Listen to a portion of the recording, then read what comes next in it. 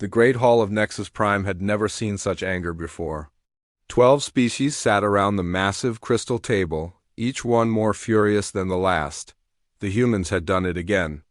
Another trade dispute had turned into a shooting match, and this time 3 Veltar ships were floating dead in space. Ambassador Kalphara slammed her 4-fingered hand on the smooth surface. Her blue skin had turned dark purple with rage. "Enough is enough," she said, her voice echoing through the chamber. "These humans cannot control themselves. They are like wild animals." The other council members nodded. The Zephrians clicked, their mandibles in agreement. The crystal minds sent waves of shared thought that felt like cold disapproval. Even the peaceful Meridians, who usually tried to find middle ground, sat silent. "Every time we give them a chance, they mess it up," said Councillor Drath from the hegemony. His massive form cast shadows across half the table. "They fight over everything: resources, territory, trade routes. They even fight among themselves."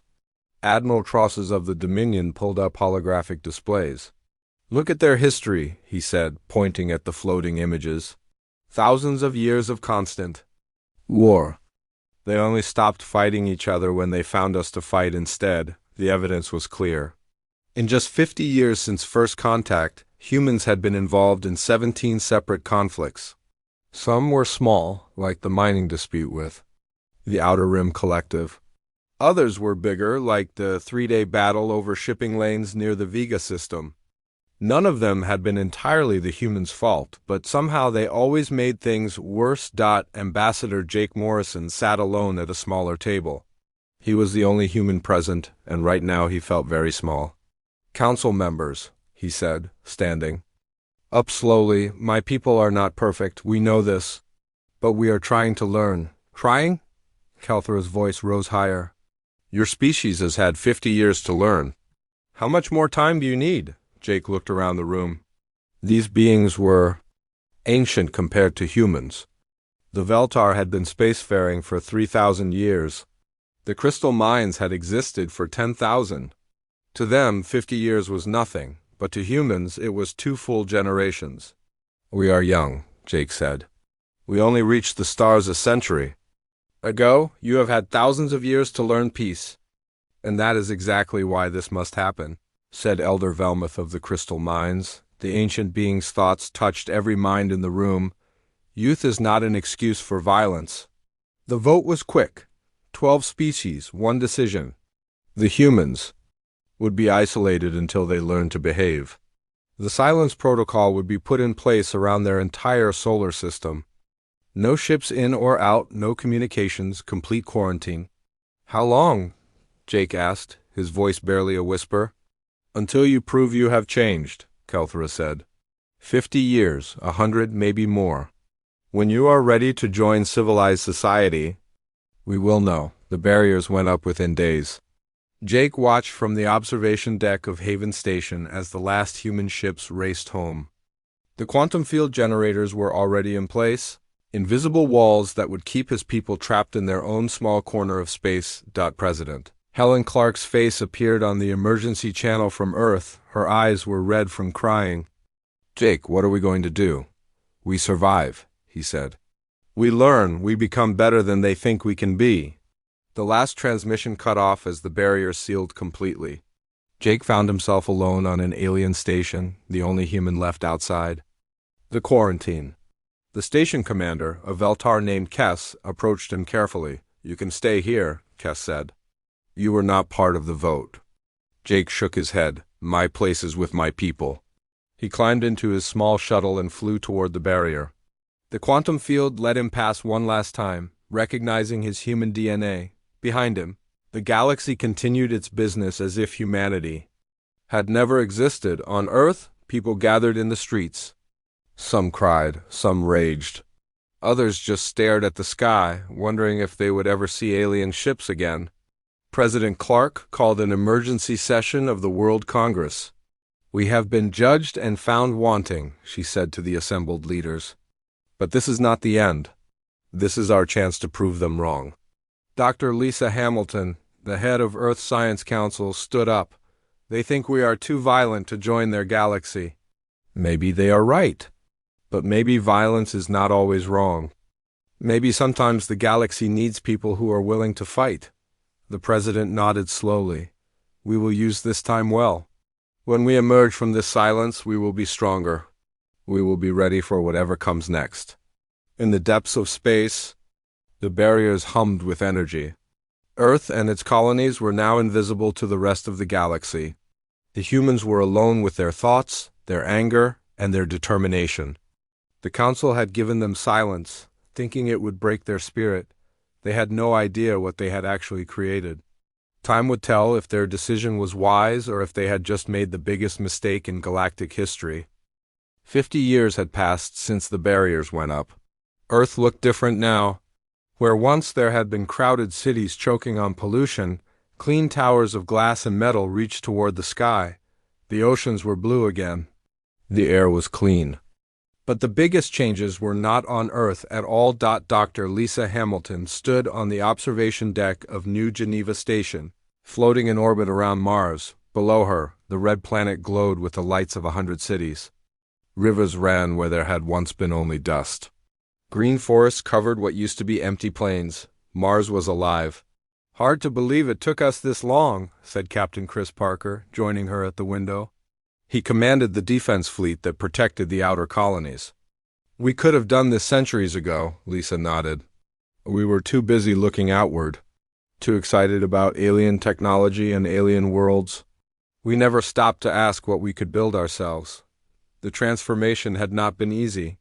The first 10 years after the silence began were the hardest. Many people fell into despair. Some wanted to break the barriers by force. Others suggested surrendering completely, sending signals begging for forgiveness. But President Helen Clark had held firm.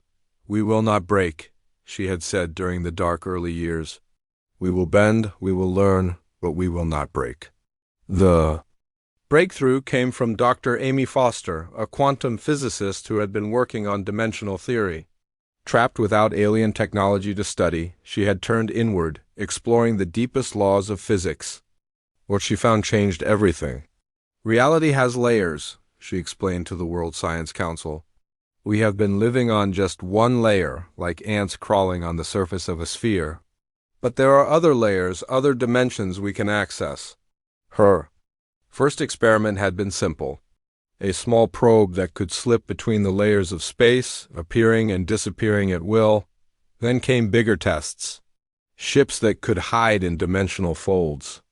Weapons that could strike from outside normal space, but the real revolution was in biology. Dr. Kevin Ross had taken Amy's dimensional theories and applied them to human consciousness.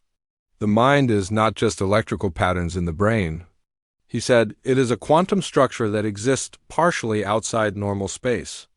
The first successful consciousness transfer happened in year 35 of the silence. An old man named Danny White, dying of cancer, had his mind carefully copied into a quantum matrix.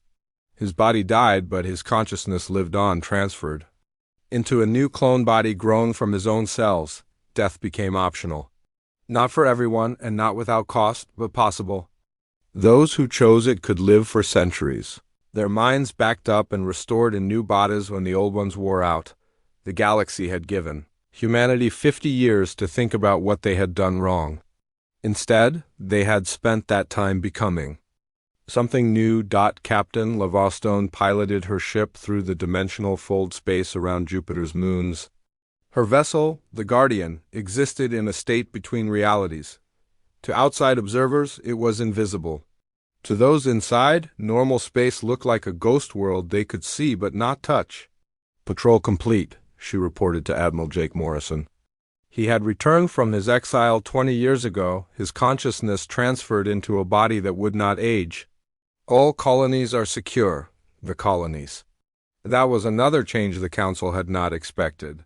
Humanity had not just survived in their solar system, they had thrived. Mars was fully terraformed. The moons of Jupiter hosted millions of people. Even Venus was slowly being transformed, its crushing atmosphere tamed by machines that worked for decades without rest. Europa had become a research center, where scientists pushed the boundaries of what was possible. Titan housed the military. academies where a new generation learned to fight wars in multiple dimensions. The asteroid belt was home to massive factories that built things the galaxy had never seen. Dr. Helen Murphy, who had taken over as head of the Science Council, often wondered what the aliens would think if they could see inside the barriers. "We are not the same species they locked away," she told her staff. "We are something new." The new humans were stronger, smarter, and could live for centuries. But more than that, they had learned patience. The old human desire for quick results had been burned away by 50 years of isolation. Now they thought in decades and centuries instead of years. General Pete Adams commanded the new Earth Defense Force from his base on Phobos. His ships were unlike anything that had existed before. They could phase in and out of reality, strike from impossible angles, and disappear before anyone could respond. "The question is not whether we are strong enough to break the barriers," he told his officers. "The question is whether we want to." Some did want to break out. The younger generation, born after the silence began, were curious about the galaxy. Beyond, they had grown up on stories of alien worlds and strange creatures. But the older generation remembered the vote that had condemned them. "Let them keep their barriers," President Carol Davis said during a cabinet meeting. She was the third president since the silence began, elected by people who had never seen an alien face. "We will find our own way out when we are ready." The way came from Amy Foster's latest breakthrough. She had learned to fold space in ways that made the barriers meaningless. Her ships could step outside the normal universe entirely, travel through the void between realities, and emerge anywhere they wanted. The first test was a simple probe sent to the edge of the galaxy. It bypassed the barriers as if they were not there. The second test was a manned scout ship that visited the ruins of an ancient civilization. The barriers never even noticed. "We can leave any time we want," Amy reported to the council. "The barriers only work in normal space. In dimensional fold space, they might as well be made of paper." But humanity was not ready to leave yet. They had learned the value of patience. The galaxy had taught them a hard lesson about acting without thinking. Now they would take their time and do things right. Dr. Mike Turner, commanding a deep space scout ship, watched the galaxy from the safety of dimensional fold space. The aliens went about their business, never knowing that human eyes were watching. Trade fleets moved between systems. Patrol ships kept the peace. Everything looked normal, but Mike had been trained to see deeper. Something was wrong out there. The galaxy was changing, and not for the better. Dark currents moved beneath the surface of galactic civilization. Old alliances were breaking down, new powers were rising. "Maybe," he thought as he prepared his report, "the galaxy needs us more than we need them." 100 years had passed since the barriers went up around human space. The galaxy had forgotten what humans looked like. Children of alien species learned about them only in history classes as a footnote about a violent race that had been quarantined long ago, but forgetting humans had consequences no one expected. Ambassador Kelthera, now ancient even by Veltar standards, stood in the ruins of her capital city. The beautiful crystal spires that had reached toward the sky for thousands of years were now melted slag. The gardens where her people had meditated for generations were filled with the bodies of the dead. The Zephrian plague had come without warning. A ship had arrived claiming to be traders, seeking rare minerals. By the time the Veltar realized what was happening, the bioweapon was already spreading through their atmosphere. "How many?"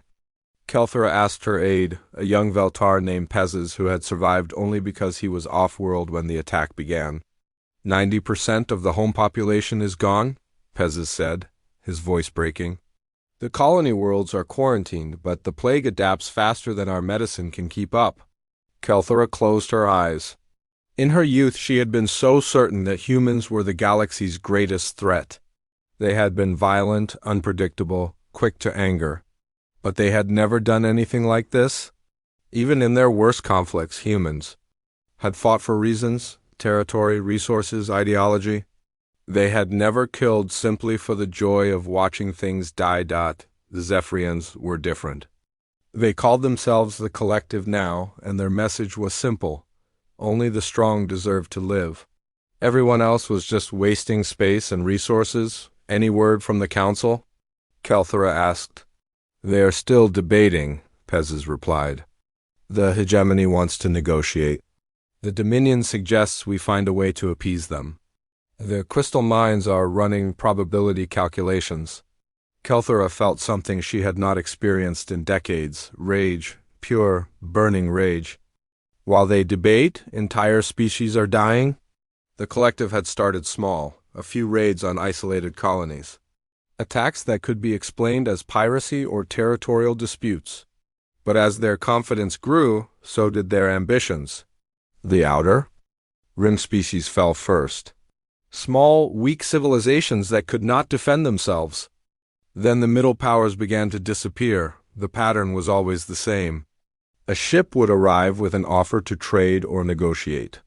By the time anyone realized what was happening, the bioweapon was already spreading. Viruses that rewrote DNA, turning victims into mindless drones or simply melting their bodies from the inside. Councillor Drath of the hegemony had seen the reports, but even his massive intellect struggled to understand the scale of the threat. It makes no sense, he told the emergency council session. What do they gain from genocide? They gain space, said Admiral Trosses. Empty worlds to colonize, resources without competition. A galaxy where only they decide who lives and who dies. Elder Velmuth of the Crystal Mines had been silent for days, processing information at speeds that made organic minds dizzy. When he finally spoke, his thoughts carried a weight that made everyone in the council chamber stop breathing. We have made an error, the ancient being said. In our calculations of galactic stability, we always included humanity as a variable. Their chaos, their violence, their unpredictability. We thought removing them would make the galaxy more peaceful. It has, Drath protested. We have had 100 years of relative peace. No, Velmuth replied. We have had 100 years of stagnation. Humanity was never the galaxy's greatest threat. They were its immune system. The council chamber fell, silent as the implications sank in. For 3,000 years, the galaxy had maintained balance through a complex web of alliances, rivalries, and careful negotiations. Every species had their role to play. The Veltar were the diplomats. The crystal mines were the thinkers. The Dominion provided military strength, and humanity had been the wild card. Too unpredictable to ignore, too stubborn to suppress entirely. They had forced everyone else to stay alert, to be ready for unexpected challenges. Their very presence had kept the galaxy's immune system strong. Without them, the galaxy had grown soft. Captain Amy Foster phased her scout ship back into normal space near the edge of collective territory. What she saw there made her stomach turn. A dozen worlds that had once hosted thriving civilizations were now silent. The collective's bioweapons had done their work well. Command, this is Scout 7, she transmitted back toward human space. The Meridian system is gone. Complete extinction event. No survivors detected. The Meridians had been one of the most peaceful species in the galaxy. They had never raised a weapon against anyone.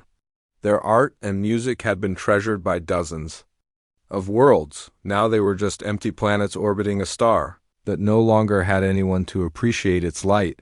Amy's quantum sensors detected movement in the system. Collective ships were already moving in, beginning the process of colonization. They worked with mechanical efficiency, stripping away any trace that the Meridians had ever existed. They are not just killing, Amy reported, they are erasing. As if these species never existed at all? Back on Earth, President Carol Davis convened an emergency meeting of the Inner Council. The room was small, containing only the dozen people who made the most important decisions for humanity. Most of them were old enough to remember the time. Before the barriers, when humans had been part of the galactic community, we have a choice to make, the president said. We can stay hidden and safe behind our barriers while the galaxy burns, or we can act. Admiral Jake Morrison, his consciousness, now housed in his third body, studied the intelligence reports. The collective has taken 47 systems in the past 10 years. At their current rate, they will control a quarter of the galaxy within 50 years. Not our problem, said General Pete Adams. The galaxy made its choice when they locked US away. Let them deal with the consequences. Dr. Amy Foster disagreed. They made their choice based on what we were, not what we could become. We are not the same species they quarantined. Exactly, said Dr. Helen Murphy. We have grown beyond their understanding. We have technology they cannot imagine. We have learned patience they will never possess. The question is not whether we can stop the collective. The question is whether we should. President Davis looked around the room at faces that had seen the rise and fall of civilizations. What would our ancestors say? They would say that genocide is wrong, Admiral Morrison replied immediately. They would say that we have a duty to protect the innocent. Even after the galaxy rejected us, especially then, we have become something better than what we were. This is our chance to prove it. The vote was close, but the decision was clear. Humanity would act, not as conquerors or saviors, but as gardeners. They would tend the galaxy as they had learned to tend their own worlds. And if that meant pruning away the parasites that threatened the garden's health, so be it. Captain Danny White received his orders while patrolling the outer edge of collective space. His ship, the Redemption, existed in the space between dimensions invisible to normal sensors.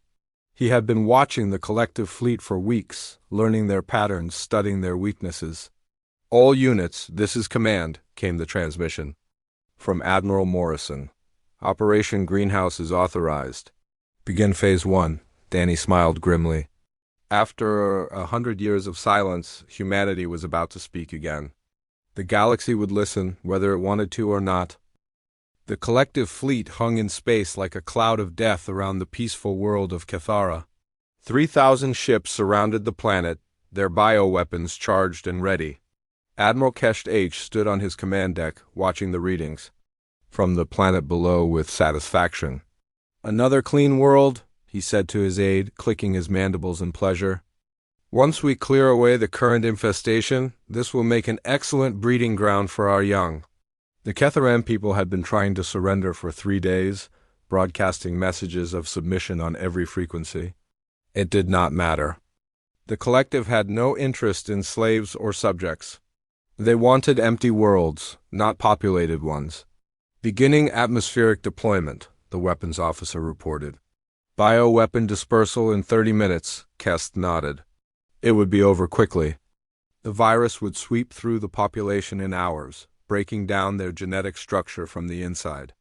Within days, the planet would be ready for new inhabitants. The first sign that something was wrong came from the sensor operator. Admiral, I am detecting an anomaly in Sector 7. What kind of anomaly? Unknown, sir. The sensors show empty space, but there are gravitational readings that suggest something large is there. Keshth frowned. Sensor ghosts were not uncommon, especially near planets with strong magnetic fields. Run a full spectrum scan. The results made no sense. According to every instrument on the ship, Sector 7 was empty. But the gravitational readings were unmistakable. Something massive was hiding there, something that existed but could not be seen. Then space folded, and the impossible became real. Captain Danny White materialized his ship in normal space for exactly 3 seconds. Long enough to scan the collective fleet, identify their command ship, and broadcast a message on all frequencies. This is Captain Danny White of the Terran Defense Fleet. His voice echoed through every collective ship in the system. You will withdraw from this system immediately or face the consequences. The message sent shockwaves through the collective command structure, Terran, human, the quarantined species that had been locked away for a century. It was impossible. Admiral Kesht H. recovered first. Impossible. The humans are sealed in their system. This must be some kind of deception. Scanning the transmission source, the sensor operator said, his voice shaking. Admiral, the gravitational signature is consistent with a vessel massing approximately 2 million tons. But our sensors still show empty space. Fire on the source location, Kesht H. ordered. Whatever is hiding there, destroy it. A dozen collective ships opened fire, filling space with energy beams and kinetic projectiles. The weapons passed through empty space and struck nothing. But the gravitational anomaly remained. Danny's voice came again, calm and patient. That was unwise. The Redemption emerged from dimensional fold space directly above Kashth's flagship. The collective had never seen anything like it. The human ship existed in normal space but somehow looked wrong, as if it was not entirely. Danny fired once. A focused beam of quantum energy struck the flagship's main hull. The ship did not explode. Instead, it simply disappeared. Chaos erupted throughout the collective fleet. Their command ship had vanished completely, leaving behind only empty space and confused sensor readings. Command ship displaced to coordinates 7-7- Mark 5, Danny broadcast calmly. Dimensional fold location approximately 60 light-years. From here, they are unharmed but stranded. Anyone else who wishes to test human technology is welcome to join them. The collective fleet found their missing flagship exactly where Danny said it would be, floating helplessly in empty space far from any inhabited system. Every system on the ship was offline, but the crew was alive and uninjured. Kes stared at his dead instruments in horror. What did they do to us? His science officer, a young Zephrian named Veshk, studied the readings with growing fear. They moved us through folded space, Admiral. Displaced our entire ship across 60 light-years in an instant. The technology required for such a feat is beyond our understanding. Back at Kethara, the remaining collective ships faced an impossible choice.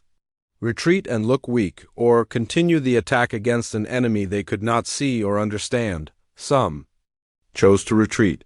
Dozens of ships activated their hyperdrive and fled the system.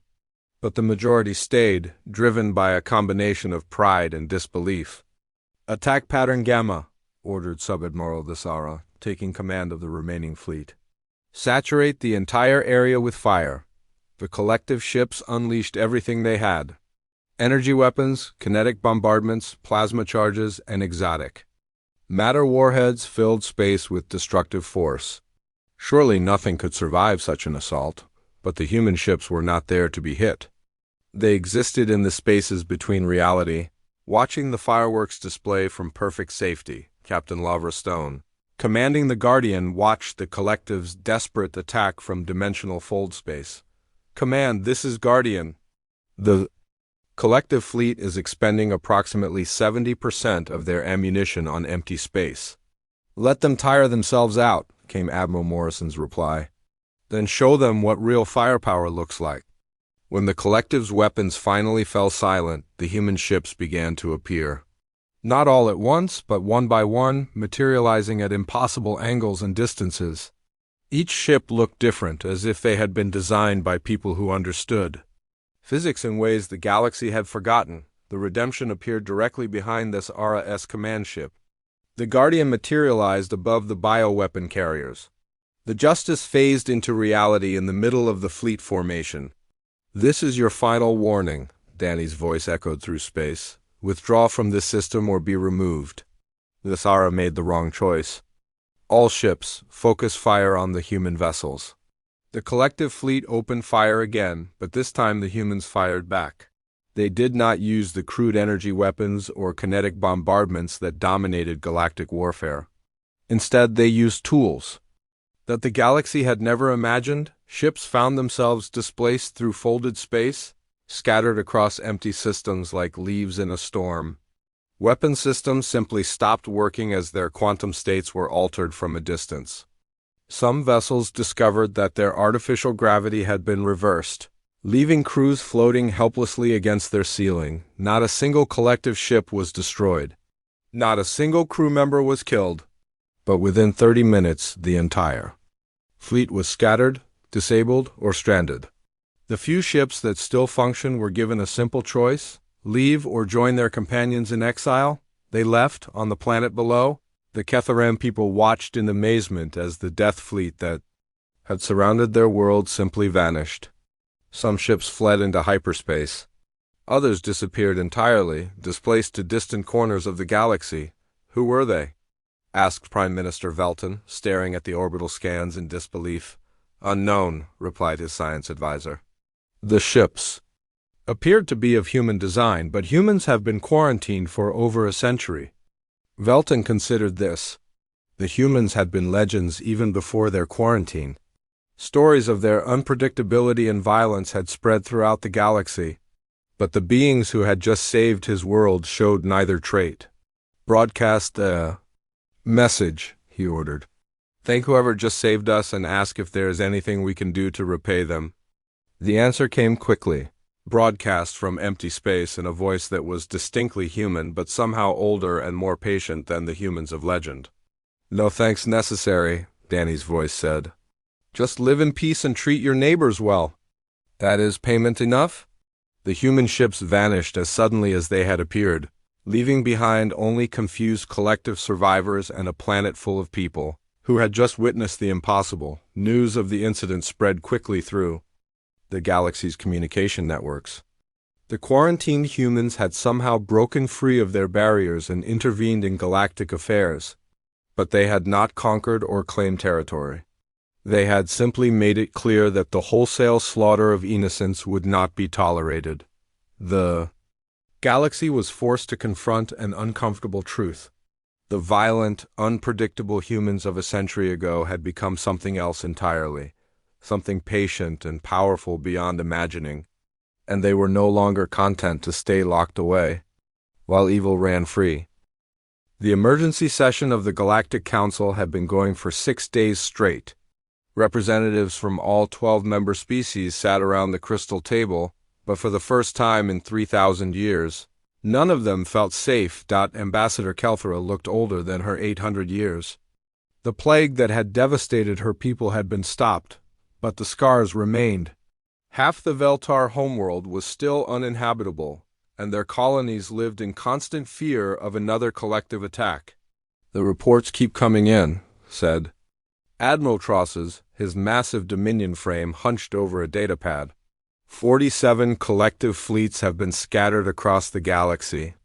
Not destroyed, mind you, scattered. Their ships appear in random systems, completely disabled, but with crews intact. Counselor Drath of the Hegemony accessed his neural implants, reviewing the tactical data. The humans are using displacement, technology we cannot comprehend. They can move entire fleets through folded space instantaneously. It is not just the technology, added Elder Velmuth of the Crystal Mines. It is the restraint. Any other species with such power would use it. For conquest, the humans use it only to stop genocide. The evidence was overwhelming. In every system where the collective had attempted extermination, human ships had appeared to stop them, not to conquer the worlds for themselves, but simply to prevent the slaughter. The rescued populations were left to govern themselves while the attackers were relocated to empty systems far from inhabited space. They have created a new form of warfare, observed scientist Prime Kalara of the Research Collective. Non-lethal but completely effective. How do you fight an enemy that can simply remove your entire fleet from the battlefield without firing a shot? Ambassador Kelthera stood slowly, her aged joints protesting the movement. Perhaps the question is not how to fight them, but whether we should. The chamber fell silent. The suggestion that the council should not oppose the humans was unprecedented. They saved my people, Kelthera continued. When the collective plague was spreading through our atmosphere, human ships appeared and somehow neutralized the bioweapon. They asked for nothing in return. They claimed no territory. They simply left. After ensuring we could treat the survivors, they also violated galactic law, protested Counselor Yeshtar of the Trade Federation. The quarantine was legally imposed by this council. They have broken containment without permission. Laws that allow genocide are not worth following. Kelthera replied sharply. Admiral Trosses pulled up holographic displays showing the current galactic situation. Like it or not, the humans have fundamentally changed the balance of power. The collective threat is neutralized. Their fleets are scattered and their bioweapons have been somehow rendered inert. 6 species facing extinction have been relocated to protected systems. Protected by whom? Demanded Drath. By the humans, apparently, Trosses replied. They have established what they call sanctuary zones around threatened populations. Any ship entering those zones with hostile intent simply disappears. The data was staggering. In less than 6 months, human intervention had reshaped the entire galaxy.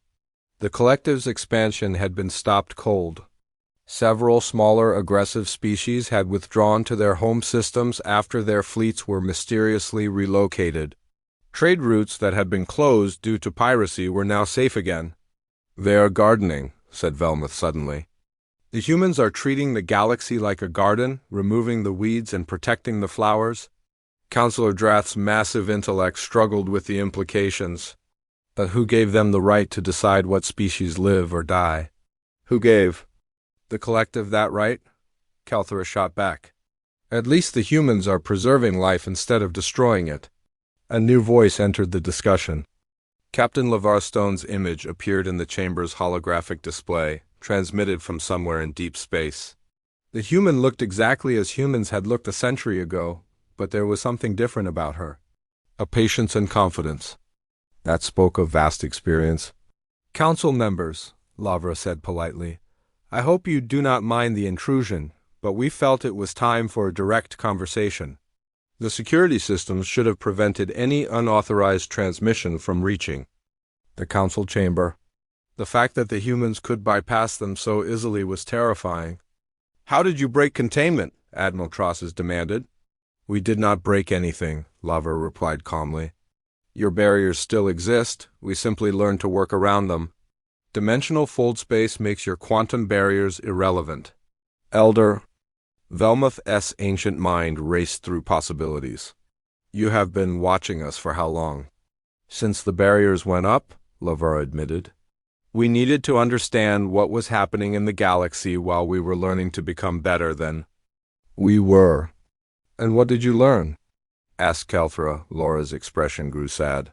"We learned that the galaxy is much more fragile than we thought. Without someone willing to fight for the innocent, evil spreads like a disease. The collective was just the first symptom. What do you want from us?" Counselor Drath asked. "Nothing," Lavra replied, surprising everyone. "We do not need your approval, your technology, or your trade agreements. We have built our own civilization, better than anything the galaxy has seen. Then why reveal yourselves at all?" "Because the garden needs tending," Lavra said simply. "Species like the collective will always exist. If good people do nothing, evil triumphs. We cannot stand by and watch genocide while we have the power to stop it." Admiral Trosses leaned forward. "Are you threatening us?" "Not at all," Lavra replied. "We are simply informing you of the new reality. The galaxy now has gardeners. We will not conquer or rule, but we will not allow the wholesale slaughter of innocents either." "And if we object?" asked Drath. Laura's smile was patient and sad. "Then you object?" "That is your right, but it will not change what we do." The transmission ended, leaving the council in stunned silence.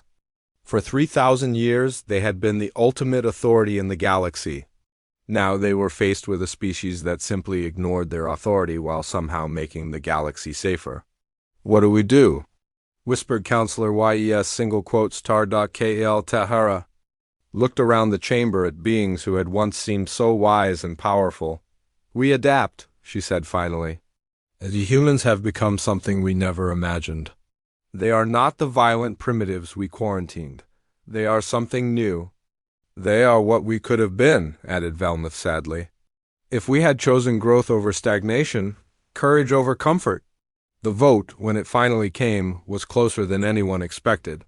7 species voted to maintain the barriers and demand human compliance with galactic law. 5 voted to recognize the new reality and work with humanity to maintain galactic peace, but the vote did not matter. As Lavra had said, human actions would not change based on council approval. The barriers remained in place around human space, but they were meaningless now. Human ships moved freely through the galaxy, appearing wherever innocent lives were. Threatened, the collective tried one more major offensive, assembling a fleet of 5,000 ships to attack the Crystal Mind home system. They arrived to find human vessels waiting for them. Not dozens or hundreds, but thousands. Ships that existed in folded space, commanded by beings who had learned patience and wielded power beyond imagination. The entire collective fleet was relocated to a distant galaxy, given enough supplies to survive but far from any inhabited worlds. The crystal mines were left in peace, and a clear message was sent to anyone else. Considering genocide as a solution to their problems, the galaxy had new guardians now. Patient, powerful, and completely committed to preventing the extinction of innocence. The Council could debate and vote and pass laws, but the real power in the galaxy now belonged to the species they had tried to silence, and in the depths of space, human ships continued their eternal patrol, gardeners tending a galaxy that was slowly learning to bloom. The barriers around human space flickered once and then disappeared forever. Not because the Galactic Council had deactivated them, but because humanity no longer saw the point in pretending they were trapped. Ambassador Jake Morrison stood once again in the Great Hall of Nexus Prime, but everything had changed. The same crystal table, the same floating city among the stars, but the beings seated around it looked smaller somehow. Less certain, less in control. 101 years. Jake said quietly, his voice carrying easily through the chamber. That is how long you kept us in silence. Elder Kelthera, now the oldest living member of the council, could barely meet his eyes. The centuries weighed heavily on her frame, but it was guilt that bent her shoulders more than age. What do you want from us? She asked, her voice barely a whisper. Jake's answer was simple and devastating. Nothing. He gestured to a holographic display that showed the current state of the galaxy. Green zones marked areas under human protection. Yellow zones showed regions where potential conflicts were being monitored. Red zones marked the locations where aggressive species had been relocated after attempting genocide. We do not need your approval, Jake continued. We do not need your technology. We certainly do not need your permission to do what is right. Counselor Drath of the Hegemony struggled to understand. But you were always seeking our acceptance before. You wanted to join our civilization. That was before, Jake replied. Before we learned what your civilization really was. Before we discovered that your peace was built on turning away from injustice. Before we realized that your wisdom was really just fear of making hard choices. The words hit like physical blows. For 3,000 years, the Council had prided itself on maintaining galactic peace through careful diplomacy and measured responses. Now they were being told it was all cowardice. The collective killed billions while you debated, Jake said, his voice growing harder. The Outer Rim species were exterminated while you held committee meetings. 6 entire civilizations were wiped out while you calculated the political cost of intervention. Admiral Trosses tried to defend their actions. We cannot police the entire galaxy. There are limits to what is possible. Are there? Jake asked, because we seem to be managing it just fine. The numbers were undeniable. Since human intervention began, galactic violence had dropped by 80%. Piracy was almost extinct. No species had been exterminated in over 2 years. Trade flowed freely along routes that had been war zones for decades. How many ships do you have? Asked Counselor Yeshtar of the Trade Federation. Enough, Jake replied. How many people? Enough. What is your technology based on? Does it matter? The Council was learning the frustration of dealing with a species that no longer cared about their opinions. Every question was met with polite but unhelpful answers. Every demand was simply ignored. Elder Velmuth of the Crystal Mines had been silent through most of the session, his ancient consciousness processing the implications of humanity's transformation. When he finally spoke, his thoughts carried the weight of millennia. You have become something we did not expect, he said. Something we could not have imagined. Yes, Jake agreed. You wanted us to become more civilized, more like you. Instead, we became something entirely different. What are you now? Jake considered the question carefully. We are what we always had the potential to become. Patient instead of impulsive. Thoughtful instead of reactive. But still willing to fight when fighting is necessary. And you believe it is necessary to police the galaxy?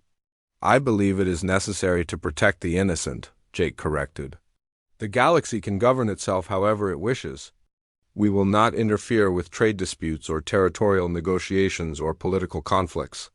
But we will not stand by while entire species are exterminated for sport. Captain Lavra Stone materialized in the chamber, her image broadcast from a ship that existed in folded space. The Council is welcome to continue governing, she said. In fact, we encourage it. Civilization needs laws and structures and careful consideration of complex issues. But civilization also needs guardians. Guardians you appointed yourselves to be, Drath pointed out. Who else was going to do it? Lavra asked simply. You had 3,000 years to stop genocide and never managed it. We have stopped it in 3 years. The truth was uncomfortable but undeniable. The galaxy was safer now than it had been in centuries. Not because of better laws or more careful diplomacy, but because there were finally consequences for attempting to wipe out entire species. What happens to us now? Asked Kelthra. You continue as you always have, Jake replied. Make laws. Negotiate treaties, manage trade disputes. Do all the things you do well. But know that there are some lines that cannot be crossed. And if we disagree with where you draw those lines?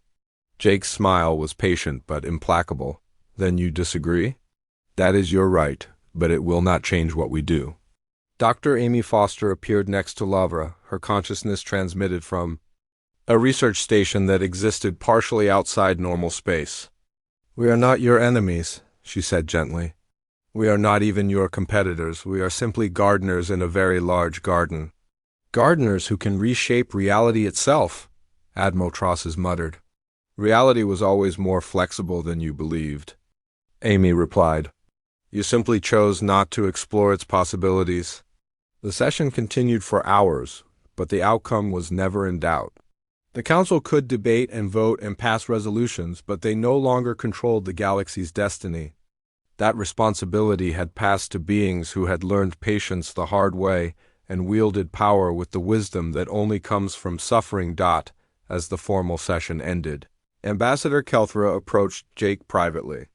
The ancient Veltar looked up at the human who seemed both familiar and alien. Do you hate us? She asked quietly. Jake considered the question seriously. No, he said finally. You taught us the most valuable lesson we ever learned. What lesson was that? That good intentions are not enough. That wisdom without courage is just elaborate cowardice.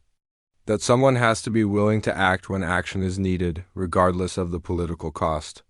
We thought we were protecting the galaxy from your violence. You were protecting yourselves from having to make hard choices, Jake corrected gently. You used our violence as an excuse to avoid your own responsibilities. Kelthra felt tears beginning to form in her ancient eyes. What have we become? You have become what you always were, Jake replied.